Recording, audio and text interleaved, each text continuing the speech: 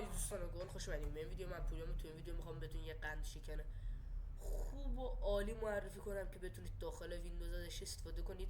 میریم آموزش 0 تا 100 بهتون بدم که بتونید دیگه بدون فیلتر ویدیوهای یوتیوب یا اینستاگرام رو داخل ویندوز ببینید. این یه آموزش ساده است، یکم دقت کنید میتونیم به راحتی با هم حلش کنیم. خب دوستان ببینید، شما نیاز دارید به گوگل کروم و گوگل کروم نصب داشته باشید که من نصبش دارم. این وی پی ان ماست که الان مال من کانکته فکر کنم. آره ریمووش میکنم، یعنی کلا پاکش میکنم که بریم از اول با هم نصبش کنیم. بله پاک شد.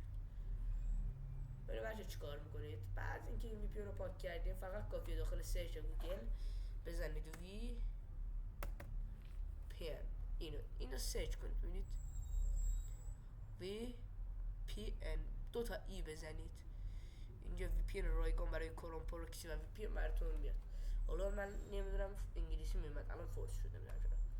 ولی مشکل ندارم فورس شدنش. اینجا وارد که شدیم اینجا برای من زده به فارسی افزودن به کروم. اگه برای شما انگلیسی میزنه اد تو کروم، میزنیم یه دونه روی اد تو کروم. اینجا ببینید این میاد اد نمیدونم چیه، ولی اینجا یه پازل براتون میاد بغل. ببینید داره دانلود میشه، دانلود شد، خودش نصب میشه، هیچ کاری لازم نیست انجام میدید و نصب شد. یه دونه میزنیم روی پازل وی پی ان اینجا داریم ما الان، میزنم روش،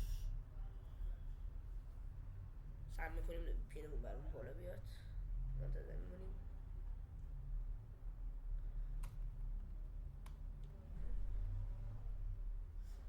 بچه من هیچ فیلترشکنی هم ندارم.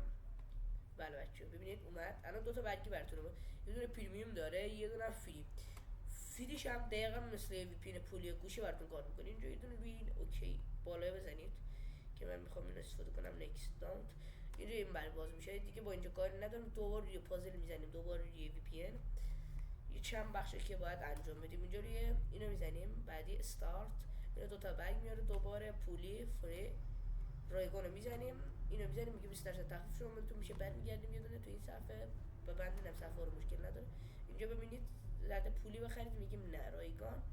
رایگان که اومد کشور پولی هم داره، رایگان هم داره که اینجا فرانسه و اینا همشون رایگانن، اکثرا سرورهای رایگان دارن. میزنیم روشون یه دونه، منتظر میمونیم و بس شد. حالا بریم این سرچ هم ببینیم، بگیریم یه تست هم بگیریم. ببخشید